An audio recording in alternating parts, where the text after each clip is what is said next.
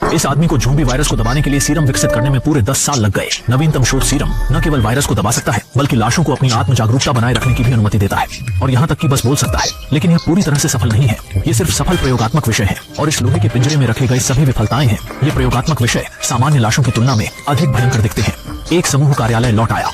Doctor ने सभी को बताया कि आप लाश हमलों के बारे में चिंता किए बिना यहाँ आराम करने के लिए सुरक्षित रह सकते हैं। लेकिन आह वेई ने कहा कि हमें जल्दी से इस जगह को खाली करना होगा क्योंकि सिग्नल ट्रांसमीटर गलती से रास्ते में खो गया था। यदि हम समय पर मुख्यालय से संपर्क नहीं कर सकते हैं तो वे 5 घंटे में पूरे द्वीप पर बमबारी करना शुरू कर देंगे। लेकिन डॉक्टर ने इनकार कर दिया। यहाँ छोड़ें।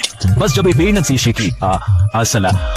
ने उसे जबरन ले जाने के लिए कहा तो डॉक्टर अचानक गुस्से में हो गया। उसने सैनिक को पकड़ लिया और सीधे मेज पर दबाया, गुस्से में दहाड़ की। इस समय ऐसा लग रहा था कि उसके शरीर में किसी प्रकार का उत्परिवर्तन हो रहा था। सौभाग्य से उसके साथियों ने उसे समय पर वश में कर दिया। वेई उसे एक शॉट से मारना चाहता था लेकिन कुइहुआ ने उसे रोक दिया। आखिरकार वो उसका जैविक पिता था। कारण के अंतिम निशान के साथ डॉक्टर ने कुइहुआ सीरम की स्थिति को बताया।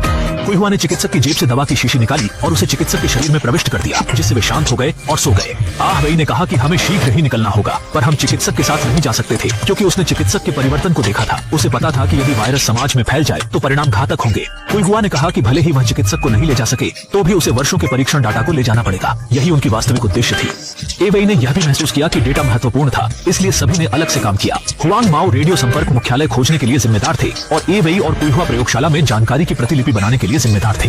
यहाँ कुइहुआ ने पाया कि मारक का अध्ययन करने के लिए डॉक्टर ने जानबूझकर ज़ोंबी को खुद को काटने दिया और फिर एक प्रयोगकर्ता के रूप में कार्य किया। तब उनके पास वायरस को दबाने का एक तरीका था। इस समय अलार्म अचानक बज गया। यह पता चला कि कुइहुआ ने डेटाबेस पर आक्रमण किया और सुरक्षा आत्म विनाश प्रणाली को ट्रिगर किया। विफल उत्पादों को रखने वाले लोहे का पिंजरा भी खोला गया और सभी उन्नत लाश जारी किए गए। वेई और दोनों ने रास्ते में अनगिनत लाशों को नष्ट कर दिया और सुरक्षित रूप से लाउंज में लौट आए। मैंने फर्श पर खून देखा और डॉक्टर और उसके साथी सभी गायब हो गए थे। सौभाग्य से उनके निशान निगरानी से पाए गए। फिर दोनों प्रयोगशाला में आए और पाया कि पीले बालों वाले सैनिक और लाश अलग अलग बिस्तर पर पड़े थे और बाकी बेहोश थे। यह खत्म हो गया है। चीजें बड़ी हैं।